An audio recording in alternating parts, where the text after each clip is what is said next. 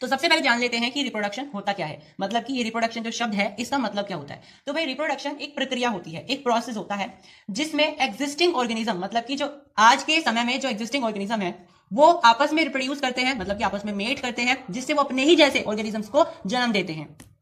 तो चलिए सबसे पहले ये जान लेते हैं कि रिप्रोडक्शन होता क्या है। तो भाई रिप्रोडक्शन एक प्रक्रिया होती है। कैसी प्रक्रिया होती है, देखिए पढ़ते हैं। The process of production of new organisms from the existing organisms of the same species is called reproduction.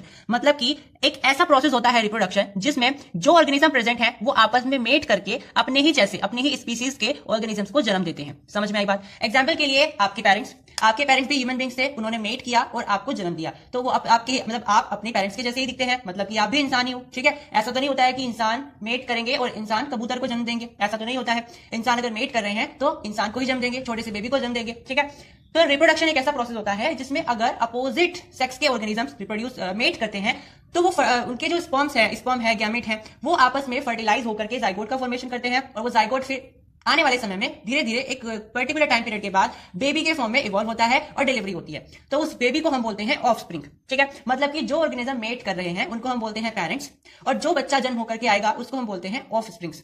ठीक है, तो बच्चा जो जन्म होकर के आएगा उसको हम ऑफस्प्रिंग बोलते हैं, और जिन लोगों ने मेट किया है उनको हम पेरेंट्स बोलते हैं। ठीक है, तो भाई अगर रिप्रोडक्शन ना होता तो शायद इस धरती पर जो ऑर्गेनिज्म देख पा रहे हैं उनमें से कोई भी आज ना होता, क्योंकि हर एक इंसान पर्टिकुलर एज के बाद तो मर ही जाता है। तो अगर जो पहले इंसान होंगे उन्होंने अगर रिप्रोडक्शन ना किया होता तो आज हम इतने सारे जो पृथ्वी पर लोग हैं, इंसान हैं, घूम रहे हैं, तो शायद उनमें से एक भी नहीं होता, क्योंकि वही तो सबसे पहले थे जिन्होंने रिप्रोडक्शन किया होगा, जिससे आज इतनी सारी जनसंख्या हो गई है। ठीक है, तो अगर रिप्रोडक्शन ना किया जाता तो इंसान की जो प्रजाति थी वो खत्म हो जाती। तो आप ऐसा भी बोल सकते हो कि रिप्रोडक्शन एक ऐसी प्रक्रिया होती है जिसमें कोई पर्टिकुलर स्पीसीज को रिस्टोर करके रखा जाता है। ठीक है, केवल इंसानों के लिए नहीं होता है, ये प्लांट्स के लिए भी होता है, दूसरे जानवरों के लिए भी होता है। ठीक है, अगर कोई किसी भी प्रजाति में इंसानों की या जानवरों की रिप्रोडक्शन की रेट कम हो जाए तो उनकी जनसंख्या में कमी आने लगेगी, धीरे धीरे उनकी जो लाइफ है, उनकी जो स्पीसीज है वो इंडेंजर होने लगेगी, और धीरे धीरे वो लुप्त हो जाएगी प्रजाति। ऐसा ही होता है, बिल्कुल होता है। तो भाई रिप्रोडक्शन एक ऐसा प्रोसेस होता है जिसके द्वारा हमारे जो ऑर्गेनिजम्स होते हैं वो अपनी स्पीसीज को, अपनी प्रजाति को बरकरार रखते हैं, उसको खत्म नहीं होने देते। अगर रिप्रोडक्शन की कमी हुई तो उसमें अगर उसकी रेट में कमी हुई तो धीरे धीरे जनसंख्या कम होने लगेगी, और हो सकता है कुछ समय के बाद, कुछ सालों बाद वो पर्टिकुलर स्पीसी खतरे में आ जाए, मतलब कि लुप्त होने की कगार पे आ जाए। लेकिन भाई इंसानों की तो इतनी ज्यादा पॉपुलेशन है, ठीक है, तो उसमें तो कोई फर्क पड़ने वाला नहीं है।